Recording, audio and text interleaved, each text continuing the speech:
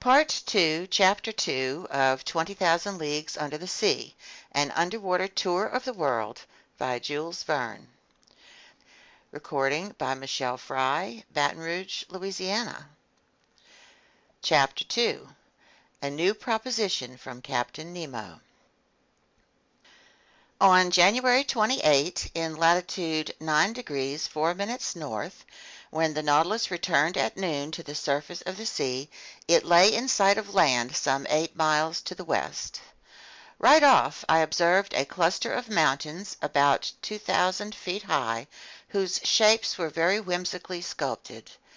After our position fix, I re-entered the lounge, and when our bearings were reported on the chart, I saw that we were off the island of Ceylon, that pearl dangling from the lower lobe of the Indian Peninsula.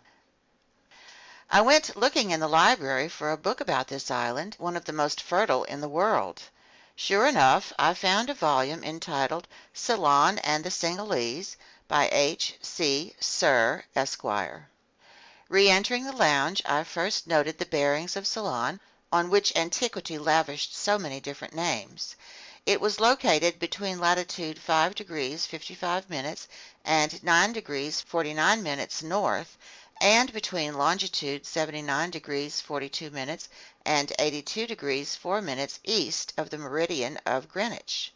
Its length is 275 miles, its maximum width 150 miles, its circumference 900 miles, its surface area 24,448 square miles, in other words, a little smaller than that of Ireland. Just then Captain Nemo and his chief officer appeared. The captain glanced at the chart, then turning to me. "The island of Ceylon," he said, "is famous for its pearl fisheries. Would you be interested, Professor Aronnax, in visiting one of those fisheries?" "Certainly, Captain." "Fine. It's easily done. Only when we see the fisheries, we'll see no fishermen. The annual harvest hasn't yet begun. No matter. I'll give orders to make for the Gulf of Mannar, and we'll arrive there late tonight." The captain said a few words to his chief officer, who went out immediately. Soon the Nautilus re-entered its liquid element, and the pressure gauge indicated that it was staying at a depth of 30 feet. With the chart under my eyes, I looked for the Gulf of Mannar. I found it by the 9th parallel off the northwestern shores of Ceylon. It was formed by the long curve of Little Mannar Island. To reach it, we had to go all the way up Ceylon's west coast. "Professor," Captain Nemo then told me, "there are pearl fisheries in the Bay of Bengal, the seas of the East Indies, the seas of China and Japan, plus those seas south of the United States, the Gulf of Panama, and the Gulf of California. But it's off Ceylon that such fishing reaps its richest rewards. No doubt we'll be arriving a little early. Fishermen gather in the Gulf of Mannar only during the month of March, and for 30 days some 300 boats concentrate on the lucrative harvest of these treasures from the sea. Each boat is manned by 10 oarsmen and 10 fishermen. The latter divide into 2 groups, dive in rotation, and descend to a depth of 12 meters with the help of a heavy stone clutched between their feet and attached by a rope to their boat." "You mean," I said, "that such primitive methods are still all that they use?" "All," Captain Nemo answered me, "although these fisheries belong to the most industrialized people in the world, the English, to whom the Treaty of Amiens granted them in 1802. "Yet it strikes me that diving suits like yours could perform yeoman service in such work." "Yes, since those poor fishermen can't stay long under water. On his voyage to Ceylon, the Englishman Percival made much of a Kaffir who stayed under 5 minutes without coming up to the surface, but I find that hard to believe. I know that some divers can last up to 57 seconds, and highly skillful ones to 87, but such men are rare, and when the poor fellows climb back on board, the water coming out of their noses and ears is tinted with blood. I believe the average time underwater that these fishermen can tolerate is 30 seconds, during which they hastily stuff their little nets with all the pearl oysters they can tear loose.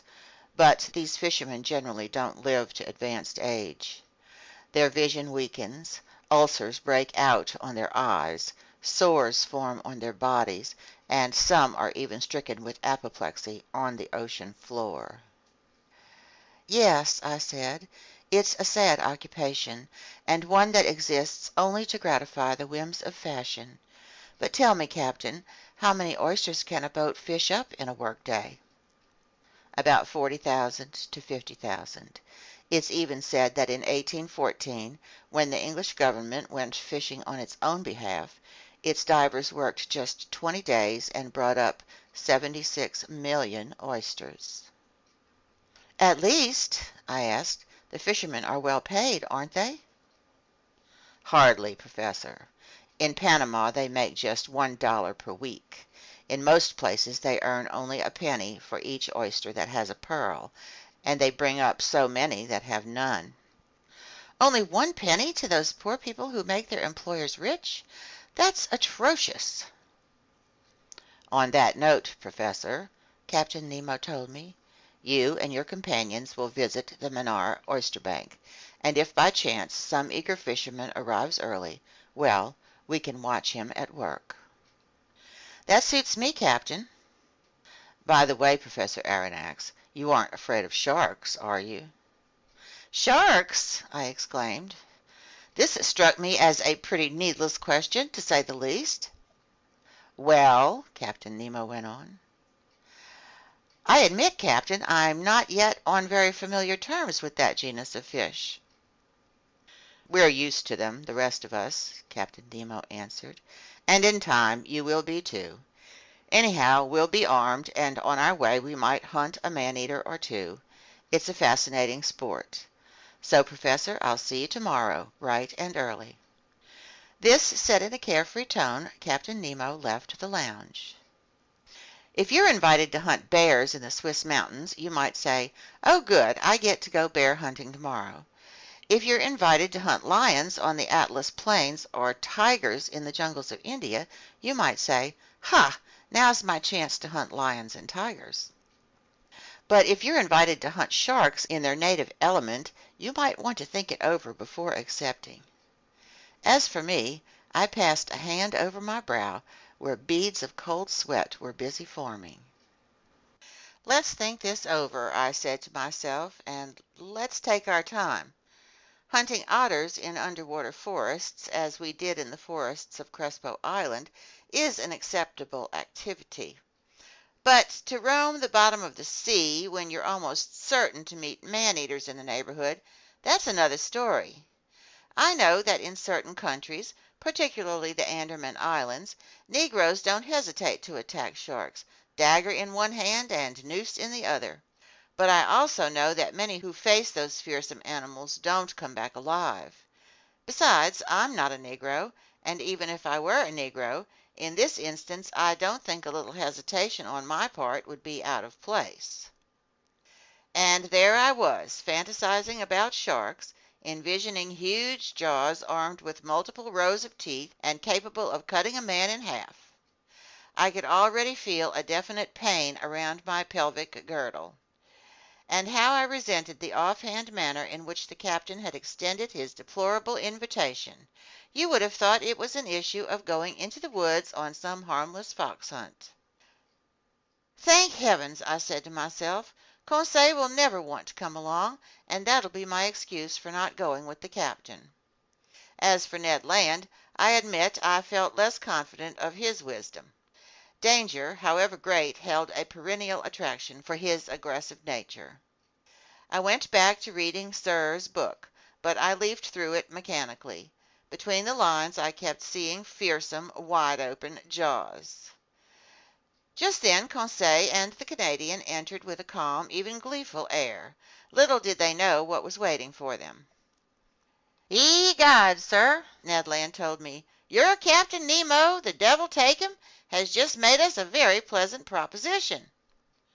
"Oh," I said, "you know about With all due respect to Master, Conseil replied, the Nautilus's commander has invited us, together with Master, for a visit tomorrow to Ceylon's magnificent pearl fisheries. He did so in the most cordial terms, and conducted himself like a true gentleman. He didn't tell you anything else? Nothing, sir, the Canadian replied. He said you'd already discussed this little stroll. Indeed, I said, but didn't he give you any details on— Not a one, Mr. Naturalist. You will be going with us, right? Me? Why, yes, certainly, of course. I can see that you like the idea, Mr. Land. Yes, it will be a really unusual experience. And possibly dangerous, I added in an insinuating tone. Dangerous, Ned Land replied. A simple trip to an oyster bank? Assuredly, Captain Nemo hadn't seen fit to plant the idea of sharks in the minds of my companions. For my part, I stared at them with anxious eyes, as if they were already missing a limb or two. Should I alert them? Yes, surely, but I hardly knew how to go about it. Would Master, Conseil said to me, give us some background on pearl fishing? On the fishing itself? I asked. Or on the occupational hazards that— On the fishing, the Canadian replied. Before we tackle the terrain, it helps to be familiar with it. All right, sit down, my friends, and I'll teach you everything I myself have just been taught by the Englishman H.C. Sir. Ned and Conseil took seats on a couch, and right off the Canadian said to me, Sir, just what is a pearl exactly? My gallant Ned, I replied, for poets a pearl is a tear from the sea. For Orientals it's a drop of solidified dew. For the ladies it's a jewel they can wear on their fingers, necks, and ears, that's oblong in shape, glassy in luster, and formed from mother of pearl. For chemists it's a mixture of calcium phosphate and calcium carbonate with a little gelatin protein. And finally, for naturalists, it's a simple festering secretion from the organ that produces mother of pearl in certain bivalves. Branch mollusca, Conseil said. Class Acephala. Order Testacea. Correct, my scholarly Conseil. Now then, those testacea capable of producing pearls include rainbow abalone, turbo snails, giant clams, and saltwater scallops. Briefly, all those that secrete mother of pearl. In other words, that blue, azure, violet, or white substance lining the insides of their valves. Are mussels included too? The Canadian asked. Yes, the mussels of certain streams in Scotland, Wales, Ireland, Saxony, Bohemia, and France. Good, the Canadian replied. From now on we'll pay closer attention to 'em.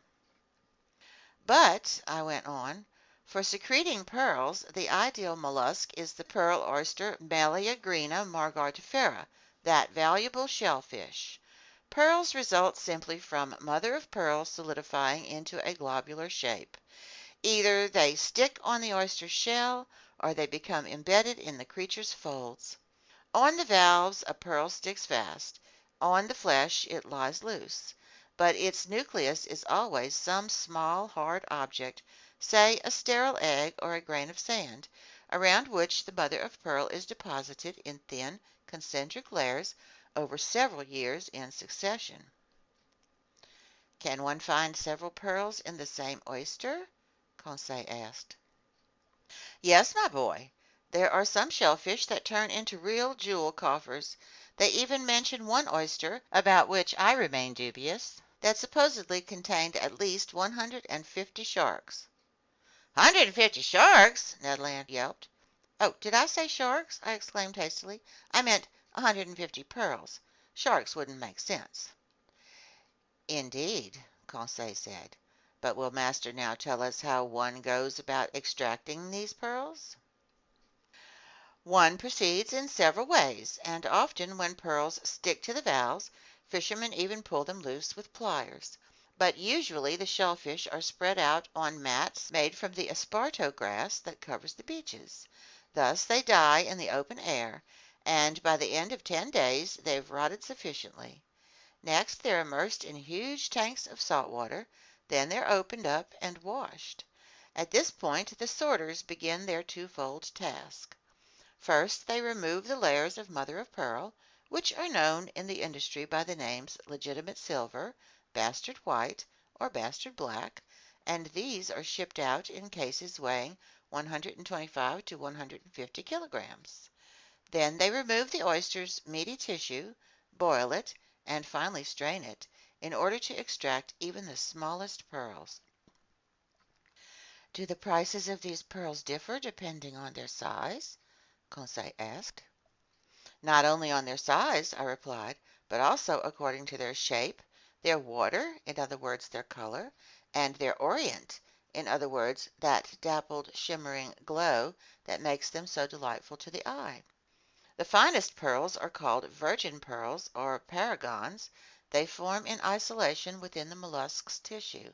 They're white, often opaque, but sometimes of opalescent transparency, and usually spherical or pear-shaped. The spherical ones are made into bracelets, the pear-shaped ones into earrings, and since they're the most valuable, they're priced individually. The other pearls that stick to the oyster's shell are more erratically shaped and are priced by weight. Finally, classed in the lowest order, the smallest pearls are known by the name seed pearls. They're priced by the measuring cup and are used mainly in the creation of embroidery for church vestments. But it must be a long, hard job sorting out these pearls by size, the Canadian said. No, my friend. That task is performed with 11 strainers, or sieves, that are pierced with different numbers of holes. Those pearls staying in the strainers with 20 to 80 holes are in the first order. Those not slipping through the sieves pierced with 100 to 800 holes are in the second order. Finally, those pearls for which one uses strainers pierced with 900 to 1,000 holes make up the seed pearls. How ingenious, Conseil said, to reduce dividing and classifying pearls to a mechanical operation. And could master tell us the profits brought in by harvesting these banks of pearl oysters? According to Sir's book, I replied, these Ceylon fisheries are farmed annually for a total profit of 3,000,000 man-eaters. Francs, Conseil rebuked. Yes, francs. 3,000,000 francs, I went on. But I don't think these fisheries bring in the returns they once did. Similarly, the Central American fisheries used to make an annual profit of 4,000,000 francs during the reign of King Charles V, but now they bring in only two-thirds of that amount. All in all, it's estimated that 9,000,000 francs is the current yearly return for the whole pearl harvesting industry. But, Conseil asked, haven't certain famous pearls been quoted at extremely high prices? Yes, my boy. They say Julius Caesar gave Servilia a pearl worth 120,000 francs in our currency. I've even heard stories, the Canadian said, about some lady in ancient times who drank pearls in vinegar. Cleopatra, Conseil shot back. It must have tasted pretty bad, Ned Land added. Abominable, Ned, my friend, Conseil replied. But when a little glass of vinegar is worth 1,500,000 francs, its taste is a small price to pay. I'm sorry I didn't marry the gal, the Canadian said, throwing up his hands with an air of discouragement. Ned Land married to Cleopatra? Conseil exclaimed. But I was all set to tie the knot, Conseil, the Canadian replied in all seriousness, and it wasn't my fault the whole business fell through. I even bought a pearl necklace for my fiancée, Kate Tender, but she married somebody else instead. Well, that necklace cost me only $1.50, but you can absolutely trust me on this, Professor. Its pearls were so big they wouldn't have gone through that strainer with 20 holes. My gallant Ned, I replied, laughing. Those were artificial pearls, ordinary glass beads whose insides were coated with essence of orient. Wow, the Canadian replied. That essence of orient must sell for quite a large sum. As little as zero. It comes from the scales of a European carp, It's nothing more than a silver substance that collects in the water and is preserved in ammonia. It's worthless." "Maybe that's why Kate Tender married somebody else," replied Mr. Land philosophically. "But," I said, "getting back to pearls of great value, I don't think any sovereign ever possessed one superior to the pearl owned by Captain Nemo." "This one?" Conseil said, pointing to a magnificent jewel in its glass case. "Exactly. And I'm certainly not far off when I estimate its value at 2,000,000, francs," Conseil said quickly. "Yes," I said, 2,000,000 francs, and no doubt all it cost our captain was the effort to pick it up." "Ha!" Ned Land exclaimed.